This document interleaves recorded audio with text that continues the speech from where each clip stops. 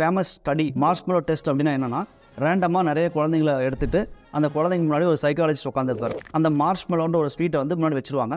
வச்சுட்டு ஒரே ஒரு கேள்வி சொல்லுவாங்க. என்ன அப்படின்னா, நீங்கள் இந்த மார்ஷ்மெலோ வேணும்னா இப்போ சாப்பிட்டுக்கலாம், பட் இதே மார்ஷ்மெலோவை நீங்கள் ஒரு 15 மினிட்ஸ் கழித்து சாப்பிட்டீங்கன்னா உங்களுக்கு 2 மார்ஷ்மெலோ எக்ஸ்ட்ராவாக கிடைக்கும். நான் அது வரைக்கும் ஒரு சின்ன வேலை போயிட்டு வந்துடுறேன் அப்படின்னு சொல்லி சைக்காலஜிஸ்ட் வெளியே போயிடுவார். அதில் சில குழந்தைகள் அந்த மார்ஷ்மெலோவை உடனே சாப்பிட்டுருக்காங்க. சில குழந்தைகள் வந்து அந்த டிலே பண்ணியிருக்காங்க. விச் மீன்ஸ் அவர் வர்ற வரைக்கும் அந்த மார்ஷ்மெலோ முன்னாடியே இருந்தாலும் எடுத்து சாப்பிடாம வெயிட் பண்ணியிருக்காங்க. விச் மீன்ஸ் டிலே பண்ணியிருக்காங்கன்னு வச்சுக்கோங்களேன். அந்த கிராட்டிஃபிகேஷனை வில் பவர் டெஸ்ட்டுன்னு சொல்லிக்கலாம்.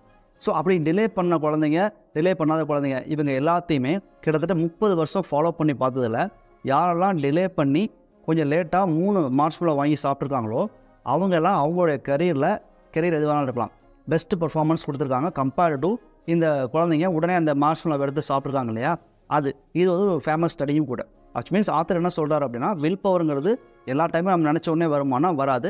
எப்போ வில் பவர் நம்மகிட்ட அதிகமாக இருக்கோ அப்போது எது முக்கியமான விஷயமோ, விச் மீன்ஸ் இந்த ஃபஸ்ட்டு ஸ்டோன் இருக்கு இல்லையா, இந்த டொமினோ எஃபெக்டில் அந்த வேலையை ஃபஸ்ட்டு செஞ்சுருங்க அப்படின்னு சொல்லி சொல்கிறார்.